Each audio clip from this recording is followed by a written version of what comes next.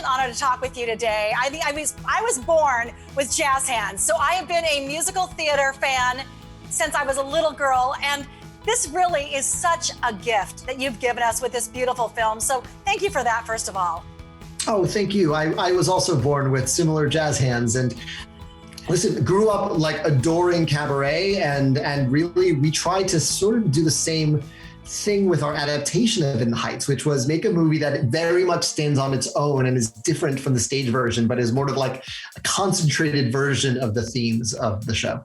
I mean, and the theme, by the way, it's so relevant anytime, but especially right now, and that is dreams. Whether it's a little dream or your big dreams, what is it like for you to have this dream of yours, I mean, finally be realized and bring In the Heights, this celebration to so many people?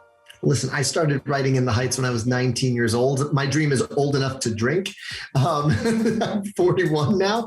So it really is, there's so many layers to it, really. There was the incredible journey of getting this from, Kiara in my heads to a Broadway stage, which took up most of our 20s. And then, every time since trying to get a version of this to the big screen and finally finding those great partners in Scott Sanders, in John M. Chu, who were able to take us to the finish line and make something that we're also proud of.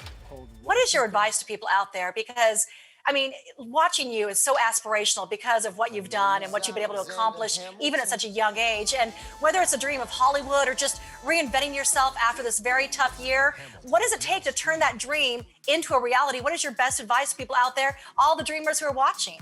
I think my best advice is the advice I sort of followed for myself in writing this is you have to make what's missing. If you're looking at the world or you're looking at movies or music and you feel like there's some experience that hasn't been captured yet, like it's on you to make that. No one's going to make your dream show. No one's going to make your dream movie. You have to create it yourself. And then, and this is the hard part, finding collaborators that will help you and have better ideas than you and are smarter than you. That's certainly what I found with Kiara, and the fact that we have spent the last 15 years working on the show together is sort of a testament to we saw what we were trying to make, what we didn't see growing up when it came to Latino representation in movies.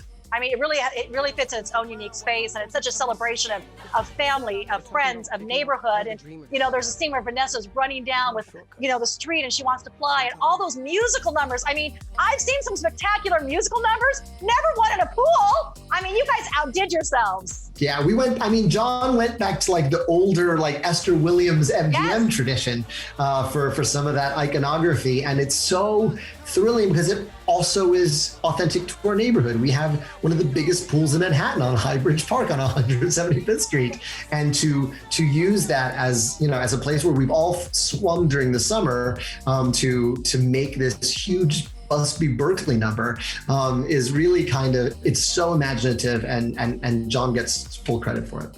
Oh, it was such an I just couldn't have loved it more. I can't wait to see it again. And by the way, you have so many dreams, I'm sure, still in your head, but do any of them include our city, Las Vegas? Could you ever see bringing a production or creating something here?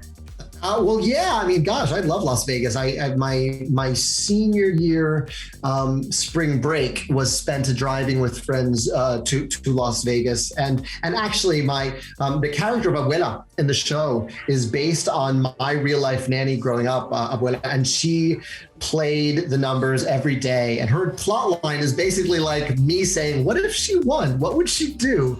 And the week after I left In the Heights after performing it, I said, let's go, we're going to Vegas. And I took her and we stayed at the Bellagio, and she, got to it was like Las Vegas of her dreams. And I just kind of sat and took her to, I think we went and saw Cirque du Soleil's O, and I just kind of gave her that was like Mecca for her. And I was so happy to be able to take her there while she was alive. Well, you've conquered stage and screen, so maybe the Vegas Strip could be in your future, some kind of Lin-Manuel Miranda production. You never know. I never know. Well, thank you. In the meantime, In the Heights, the best reason for families and everyone to go back to theaters, for sure. Oh, thank you so much. I really appreciate your time, and just thank you again for this gift, because we need something like this to celebrate and just be totally joyful. So thank you, Lynn. Thank you. I'm glad you enjoyed it. Thank you.